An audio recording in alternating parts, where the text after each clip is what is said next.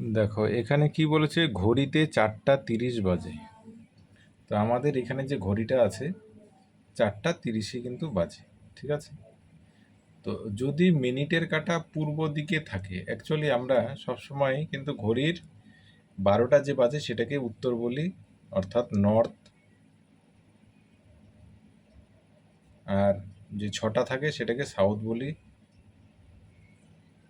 আর 3টা যেটা বাজে ইস্ট বলি। আর 9টা যেটা সেটা হচ্ছে ওয়েস্ট, পশ্চিম দিক। এটা কিন্তু আমরা সব সময় কিন্তু এটা আমরা ভেবে থাকি, বা এটাই কিন্তু নিয়ম হলো। তো এবার বলছে 4:30 বাজে। তো এবার 4:30 মানে আমরা জানি যে 12টা হচ্ছে উত্তর দিকে থাকে, 6টা হচ্ছে দক্ষিণ দিকে থাকে, 3টা হচ্ছে পূর্ব দিক, আর পশ্চিমটা হচ্ছে 9 হচ্ছে পশ্চিম দিক। তো এবার এখানে প্রশ্নে বলছে ঘড়িতে 4:30 বাজে, ঠিক 4:30 বাজে যদি মিনিটের কাঁটা পূর্ব দিকে থাকে, তাহলে এই সাউথটা, মিনিটের কাঁটাটা কোনটা, এটা। তো এটা যদি পূর্ব দিকে থাকে, এটা তো আছে তো দক্ষিণ দিকে, তাই না?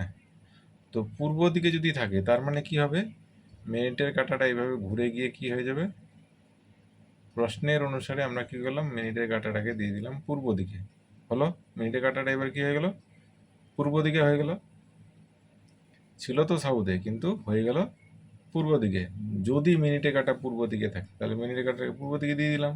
তবে ঘন্টা কাঁটা কোন দিকে আছে, তাহলে ঘন্টা কাঁটাটা কোন দিকে আছে, এদিকে কোনাকুনি, তাই তো। তো এই কোনাকুনিকে কি বলবে, উত্তর আর পূর্ব কোনার দিকটাকে কি বলবে, উত্তর পূর্ব, তাই তো। এটা কোনা,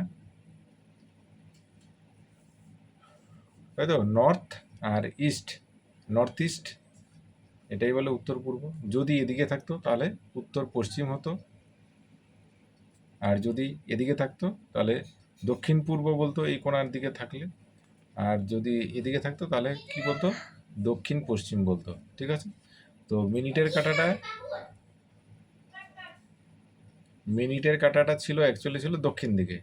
তো এবার প্রশ্নে বললো যদি মিনিটের কাঁটাটা পূর্ব দিকে থাকে, তাহলে মিনিটের কাঁটাটাকে আমরা পূর্ব দিকে ঘুরিয়ে নিলাম। মনে মনে সেটাকে ভেবে নিতে হবে যে মিনিটের কাঁটাটাকে পূর্ব দিকে ঘুরিয়ে নিলে তাহলে ঘন্টা কাঁটা কোন দিকে থাকছে, উত্তর পূর্ব দিক।